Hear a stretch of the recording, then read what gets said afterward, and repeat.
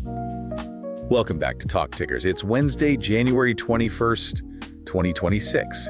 And if you're tuned in this morning, you're probably looking at Bank OZK and scratching your head a little. Just a little. I think it's one of those mornings where the coffee needs to be extra strong before you even think about looking at the pre-market quotes. It's a confusing print. It really is.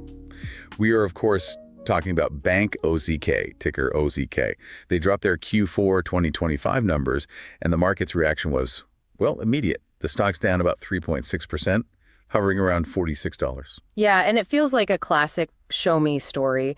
The engine, the revenue part of the bank, is running beautifully, but the windshield is just covered in mud from all these credit costs. You can't see where you're going. That's the perfect way to put it. You've got this complete conflict. On one hand, record revenue, super aggressive buybacks. On the other, this huge spike in charge-offs.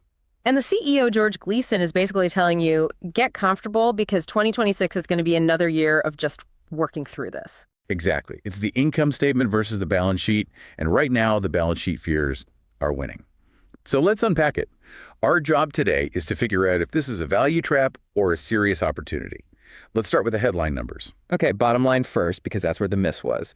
GAAP EPS, so earnings per share, landed at $1.53. A miss. Not a huge one, but the street wanted a bit more, right? Yeah, the consensus range was more like $1.55 to 56, so a slight miss. But here's the twist on the top line. Revenue, they actually beat. They brought in $440.6 million. And expectations were, what, around 435? Exactly. So a solid beat on revenue, mostly driven by net interest income, or NII. Right, which for anyone new to this is just the basic spread. It's what the bank makes on its loans versus what it pays out for deposits. It's the core of the business, and that number was strong. $407 million in NII, up 7.3% from last year. That's a really healthy jump in this kind of environment. It is. It tells you the core earnings power is absolutely there. The machine works. Okay, so if the machine works and revenue beat, why is the stock getting hammered? It has to be that mud on the windshield. It's all about the credit metrics. It's 100% the credit. And some of these numbers were, let's just say, jarring. The big one is net charge-offs. That spiked to 1.18%. 1.18. Okay, can you put that in context for it? A year ago, that same number was 0.16%. Wow. Okay. Yeah. That's not just a small increase. That's a different stratosphere. It's a massive deterioration. And when that happens, you have to put more money aside for future losses. So their provision for credit losses jumped too. That's the rainy day fund. Right. And they had to put $50.6 million into it this quarter, which is up 36%. That money comes straight out of earnings, which is why they missed on EPS, even though they beat on revenue. And the pipeline of future problems, non-performing loans, that's also trending up. It is, up to 1.06% of total loans. So the market sees that and starts to panic, thinking, is this just the beginning? But, and this is what makes this story so fascinating, while the market is selling, management is buying. And not just a little bit. Oh, no, they are buying with both hands. They repurchased 2.25 million shares. But the really critical part is the price they paid. An average of $44.45. Why is that price so important? Because it's below tangible book value. Okay, let's pause on that. Tangible book value, TBV, is basically the bank's liquidation value. If they sold everything and paid off all their debts, it's what's left for shareholders. Precisely. So when management buys back stock for less than that number, it's a huge signal. They're telling you, the market is wrong about the value of our assets, and we're so confident that we're using our own cash to prove it. It's the ultimate insider buy. Plus, they raised the dividend again. For the 62nd consecutive quarter, it's this incredible split screen. You've got ugly credit on one side and extreme shareholder returns on the other. All right, let's get into the main theme from the call then, which was this whole credit cycle. Gleason kept saying 2026 is a year for working through it. What does that really mean? It means he's setting expectations low. He's saying, look, this year is going to feel a lot like the last two. They think they're in the late stages of the commercial real estate downturn, but they're not popping the champagne yet. And they got really technical on the call about how they valued these problem assets. It was this whole discussion about as stabilized versus as-is appraisals.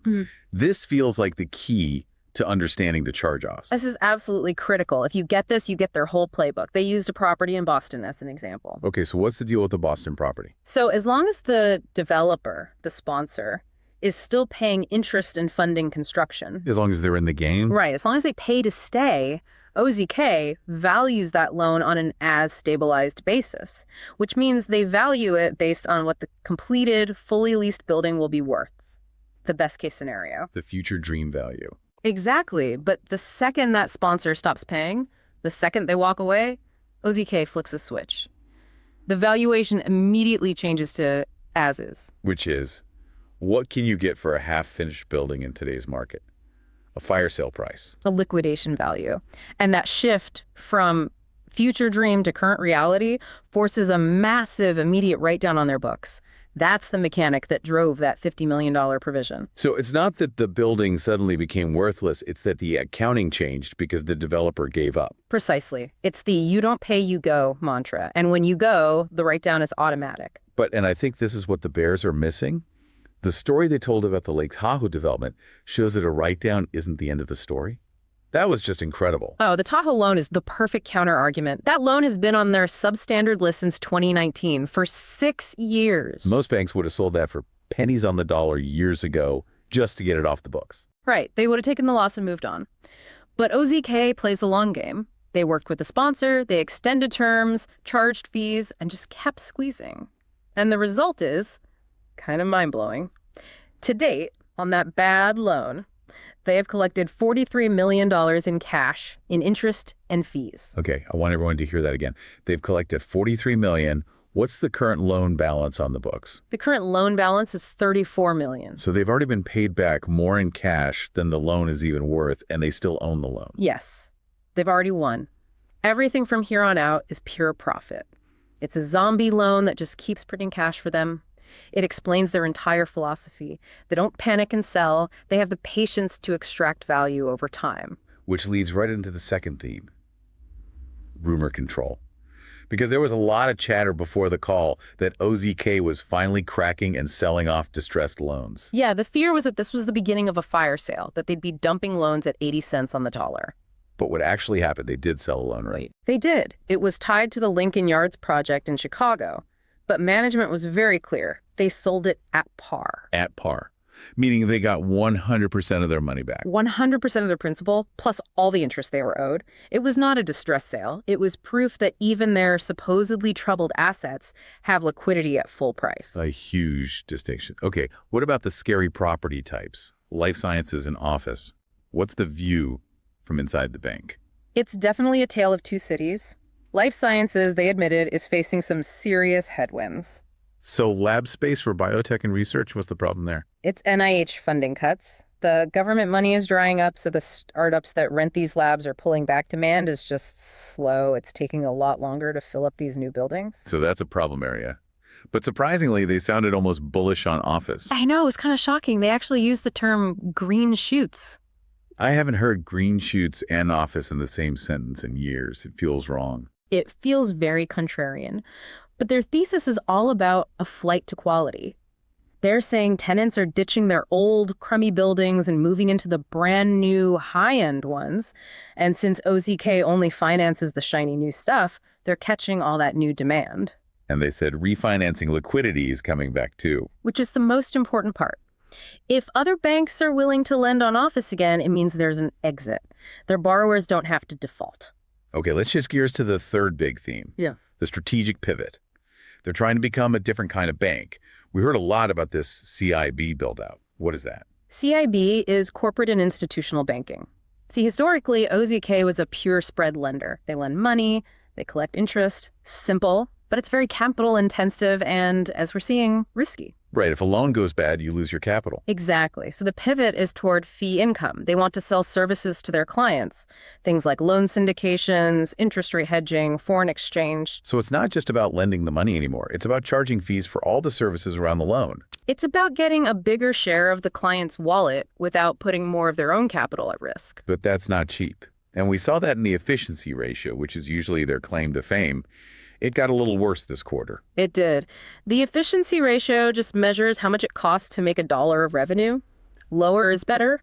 OZK is usually in the low 30s, which is world class.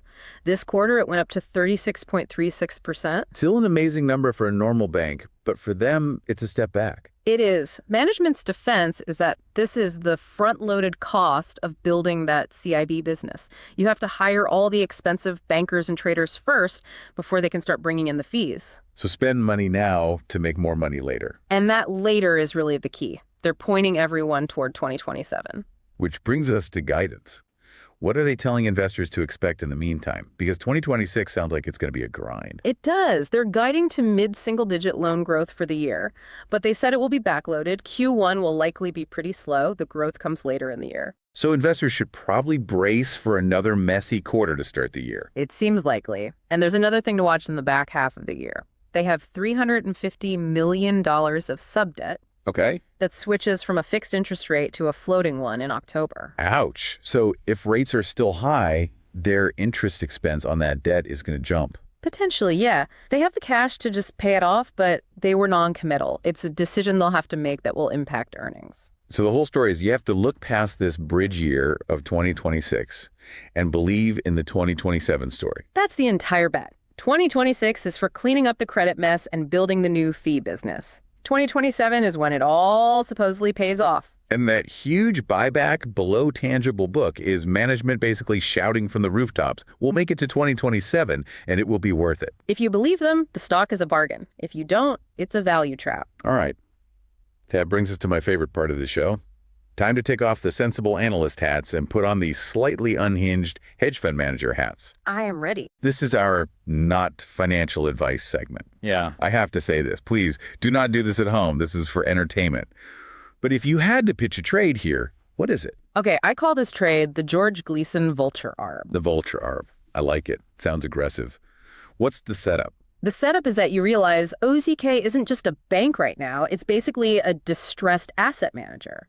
They're collecting these huge fees on zombie loans, like that Tahoe deal, while buying back their own cheap stock. Okay, so how do you trade that?